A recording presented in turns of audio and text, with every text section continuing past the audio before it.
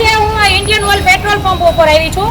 આ બધા ખેડૂતોની મને 2-3 દિવસથી ફરિયાદ હતી કે બેન ડીઝલ 10-20 લીટર આપે છે અને અમને જે કિંમત છે એ કિંમત વધારે લઈને આ ડબલા આપે છે અને આ ડબલાની એક્સપાયરી ડેટ વહી ગયેલી છે, બરોબર।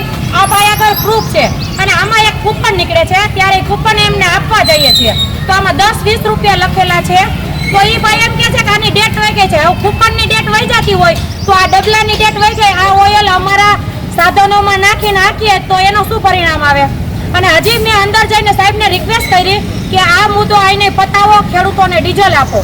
તો એ સાહેબે મને આંગળી ચીંધીને એવું કીધું કે તમે કયો એવું નહીં થાય અને ત્યાં ખાખી વર્દીને બોલાવી લીધી અને ખાખી વર્દીવાળા 10 મિનિટમાં આવી ગયા। જ્યાં દારૂના હડા પકડવા પડે છે ત્યાં એને જવાની ટેવ જ નથી અને અહીંયા ખેડૂતો ઉપર રોપ જમાવા આવી ગયા છે।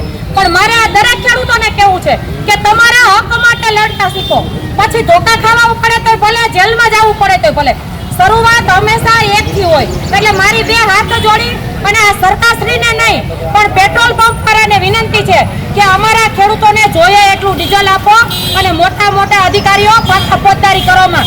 અને અહીંયાના ધારાસભ્ય છે ત્યાંથી લઈને કૌભાંડો થાય છે ત્યારે તમારી આંખો નથી ઉઘડતી, જ્યારે ખેડૂત ઉપર પ્રશ્ન આવે ત્યારે તમે કેમ તમારા રોપ જમાવા પોગી જાવ છો? જય હિન્દ, જય જવાન, જય કિસાન। આ લોકો અમને 10 લીટર ડીઝલ આપે છે અને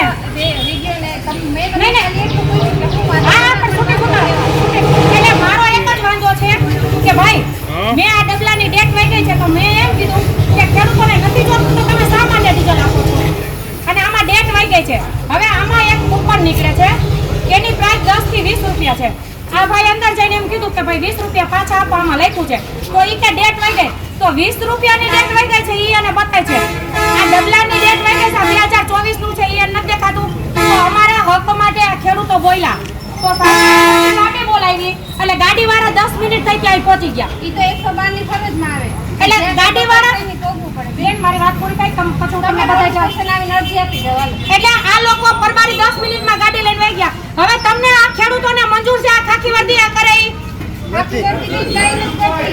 તો એમને તો 10 મિનિટમાં ગાડી કેમ આવે છે? હું કોઈ ડખો કરવા નથી આવી, હું મારા હક માટે લડવા આવી છું। તો કાયદેસરનું કરવું છે મારે કાયદેસર કરવું છે। હા અરજી